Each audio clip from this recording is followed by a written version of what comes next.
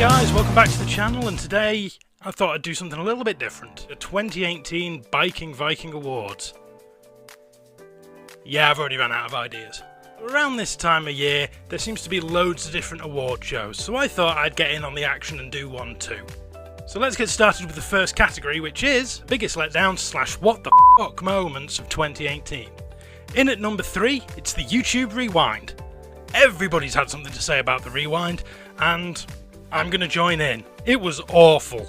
Random celebrities that have got very little to do with YouTube to missing off entire subsections of the YouTube community. The Rewind this year was terrible.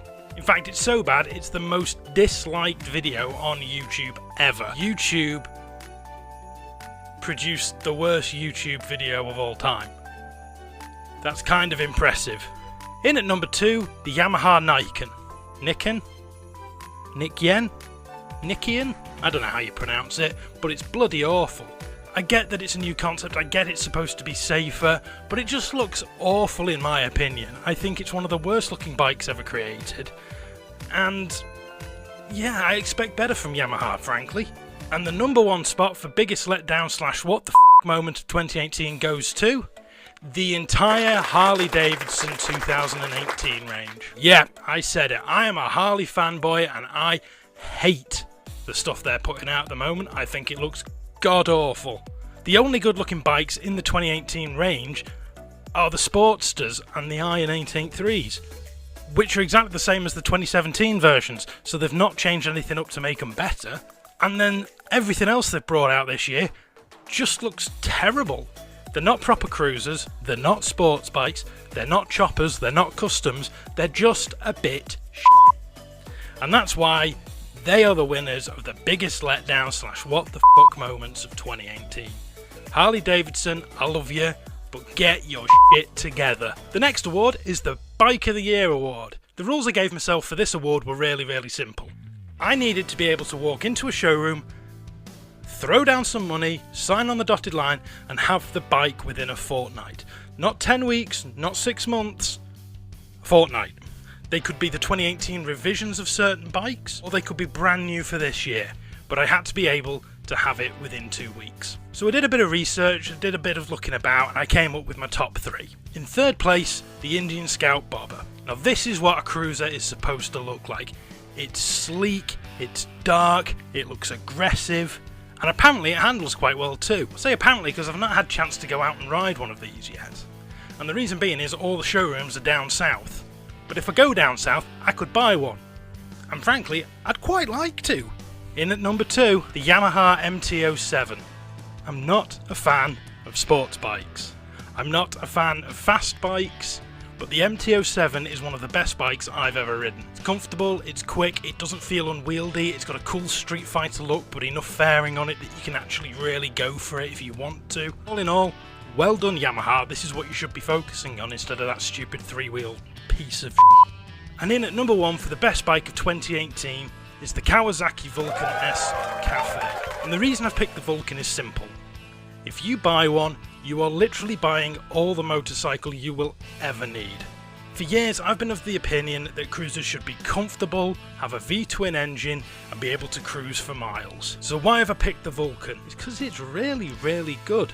It's got the same engine as the Ninja, which means it's quick. It's got Kawasaki's ecosystem, which means it's economical to run. It handles like no other cruiser on the market. It's comfortable. It's not unwieldy for newer riders. It looks fantastic.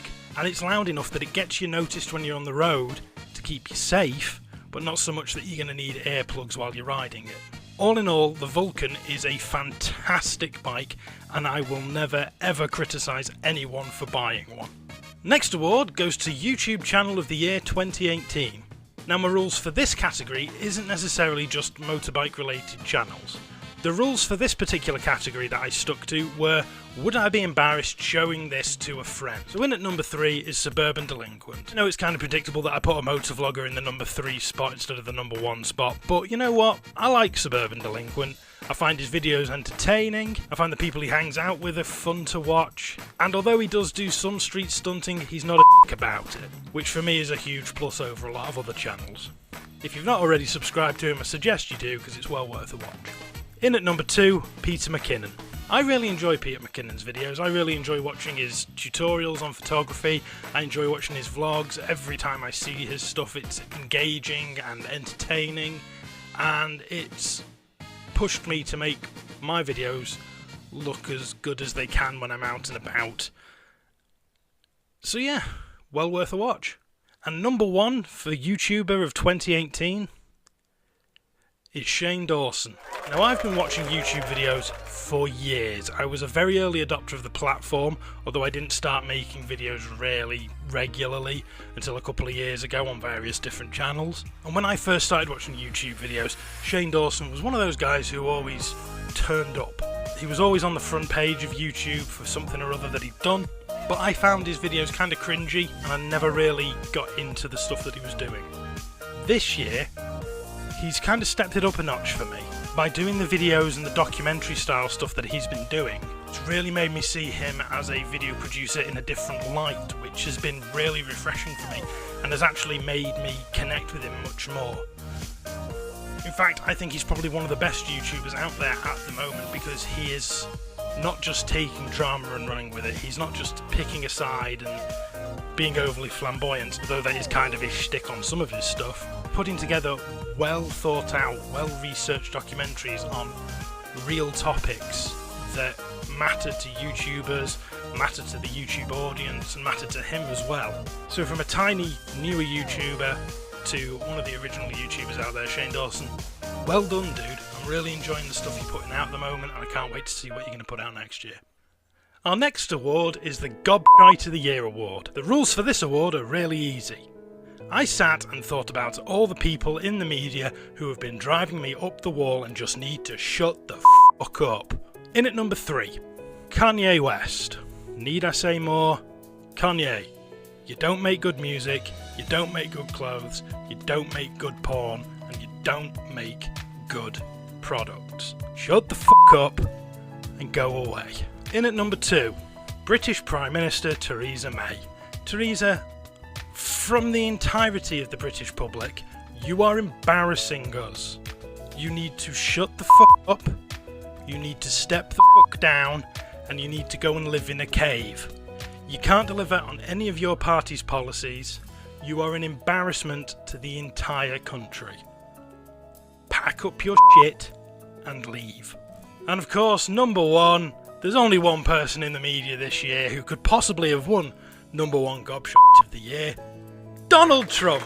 Oh dear God, where do I start with this f***ing moron? The love of all that is sacred, America, what were you thinking? The guy is a total The UN, as a collective group, laughed at your president. The guy who's running your country is a literal laughingstock. You don't even have to go back months or years to find stuff that's embarrassing that he said and he needs to shut up about. We go back days. He asked a 7-year-old child if they still believed in Santa. What the actual hell is wrong with this guy? It's really easy to mock him for his physical attributes and his bizarre policies. But that's not what this is about. This is about the fact that he is an aggravating gobshite and needs to shut the f*** up. I get that all politicians are arseholes. It's a prerequisite to be one. But you went from Obama to this. I thought you guys had learned your lesson with George Bush. But no, apparently not. The guy won't even admit that Nazis are bad. Your president will not equate Nazism to being bad. He just garbles his way with random adjectives out of the conversation until nobody, including himself, understands what is coming out of his mouth other than a continuant torrent of shit. Please, America, I would rather you vote in anyone else than this guy. It was that dude a few years ago who his entire policy was that the rent is too damn high. Vote that dude in!